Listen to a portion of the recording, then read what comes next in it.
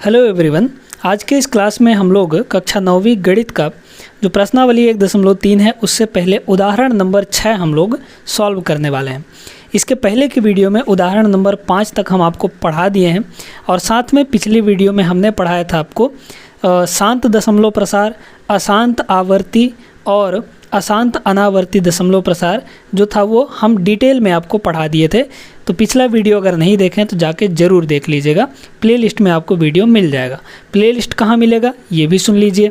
जब आप वीडियो के अंतिम में जाएंगे तो वहाँ पर आपको प्लेलिस्ट दिखेगा, है ना। उस पर क्लिक करते ही आप डायरेक्टली प्लेलिस्ट में पहुँच के इस चैप्टर के जितने भी वीडियो हैं शुरू से हर एक प्रश्न अच्छे से आप समझ सकते हैं वहाँ से, तो वीडियो ज़रूर देख लीजिएगा। आते हैं यहाँ पर हम लोग इस प्रश्न पर। कह रहा है दिखाइए कि 3.14267 एक परिमेय संख्या है।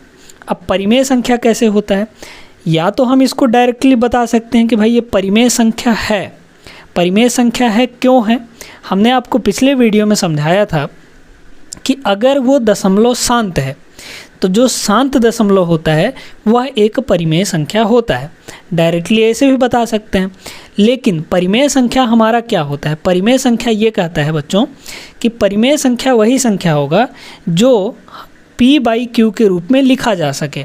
जो p/q के रूप में लिखा जा सके वही हमारा एक परिमेय संख्या होगा।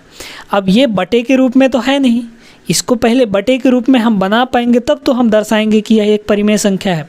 अगर इसको बटे के रूप में हम नहीं बना पाए तो हम समझ जाएंगे कि ये परिमेय संख्या नहीं है, लेकिन इसको हम बटे के रूप में बदल सकते हैं। ठीक है, आप समझिए कैसे, सारी चीज़ें डिटेल में हम आपको समझाएंगे।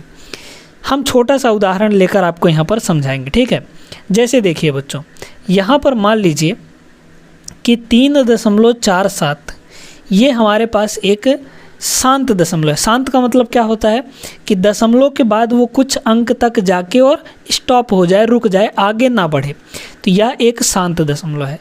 अब इस शांत दशमलव को हमको बदलना है p/q के रूप में, यानी बटे के रूप में लिखना है।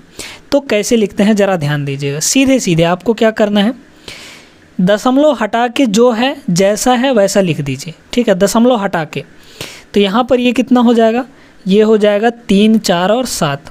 ये तब का बात बता रहे हैं जब आपका शांत दशमलव होगा। ठीक है, अशांत दशमलव के लिए नहीं बता रहे हैं, मतलब जो अनंत तक जाता है दशमलव के बाद, उसकी बात नहीं कर रहे हैं। ठीक है, ये कब की बात हो रही है, जब आपका दशमलव के बाद ये कुछ दूर तक जाके रुक जा रहा है। ठीक है, 2 अंक तक जाके रुक गया ना, आगे नहीं बढ़ रहा है। अब देखिए यहाँ पर दशमलव हटा के ऊपर हमने जैसा था वैसा लिख दिया। नीचे यहाँ पर बटे में जो होता है बच्चों, देखिएगा आप पहले तो लिखिए 1, फिर दशमलव के बाद आपको देखना है, दशमलव के पहले नहीं देखना है, दशमलव के पहले बिल्कुल भी नहीं देखना है। दशमलव के बाद देखिए कितना अंक है, 1, 2 अंक है ना, तो दशमलव के बाद जितना अंक रहे उतना 0 लगा दीजिए। 2 अंक है तो 2 0, बस आपका काम हो गया। मतलब 3.47 को हम लोग लिखेंगे 347/100, मतलब यह एक p/q के रूप में बन गया। तो यह क्या है, एक परिमेय संख्या है। परिमेय संख्या भाई वही ना होता है जो बटे के रूप में लिखा जा सके, यानी p/q के रूप में लिखा जा सके। तो यह क्या है, एक परिमेय संख्या है। चलिए हम आपको एक और उदाहरण लेकर बताते हैं। जैसे मान लीजिए यहाँ पर लिखा है 0.37605, है ना, ये चीज़ लिखा है। अब इसको दशमलव बटे के रूप में बदलना है, दशमलव तो पहले से है, बटे के रूप में बदलना है। कैसे बदलेंगे, देखिए हमने क्या बताया, दशमलव हटा के जैसा है वैसा लिख दीजिए। तो दशमलव हटाएंगे तो ये कितना हो जाएगा, ये हो जाएगा 37605। ठीक है, दशमलव हमारा हट गया। दशमलव के पहले 0 से कोई मतलब नहीं होता है, अगर कोई अंक होता तो उसको लिख देते। ठीक है, और बटे में क्या होगा हमारा, हमने क्या बताया, 1 लिखिए पहले, और पॉइंट के बाद कितना अंक है यहाँ पर, 1, 2, 3, 4, 5 अंक है, तो 5 0 यहाँ पर बैठा दीजिए, आपका उत्तर आ गया। ये बन गया यहाँ पर एक p/q के रूप में, यानी एक परिमेय संख्या है। ठीक ना, इसी तरीके से हम इसको भी बदलेंगे। तो चलिए यहाँ पर इसको देखते हैं। तो देखिएगा बच्चों, यहाँ पर इसको हम लोग सॉल्व करते हैं ना। क्या है हमारे पास, हमारे पास है 3.1426 7 8, ठीक है, 8 है लास्ट में। अब इसको बदलना है बटे के रूप में। बटे के रूप में कैसे बदलेंगे, दशमलव हटा के पूरा लिख दीजिए। तो दशमलव हटाएंगे तो 3 1 4 2 6 7 और 8, और बटे में क्या होगा, 1 रखिए और दशमलव के बाद कितना अंक है, 1 2 3 4 5 6, 6 अंक है ना, तो 6 जीरो यहाँ पर लगा दीजिए। बस ये P बटा Q के रूप में हो गया, P बटा Q के रूप में। अतः यह क्या है, अतः 3.142678 एक परिमेय संख्या है, ठीक है, एक परिमेय संख्या है। इतना बस आपको लिखना है, यानी सीधा सीधा मतलब यह है कि P बटा Q के रूप में इसको बदलना है। बात क्लियर हो गई।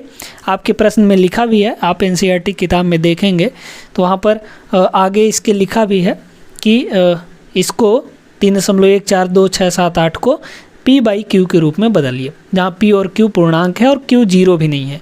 तो Q का मतलब क्या, नीचे जो रहता है, तो नीचे हमारा यहाँ पर क्या जीरो है, नहीं ना है, ये समथिंग 1 लाख है, तो जीरो नहीं होना चाहिए नीचे में, तभी वो हमारा परिमेय संख्या होगा। ठीक है बच्चों, चलिए उम्मीद करते हैं कि आपको ये समझ में आ गया होगा, और ऐसे सवाल देता है आपके परीक्षा में तो आप लोग बना लेंगे, आसानी से बना लेंगे।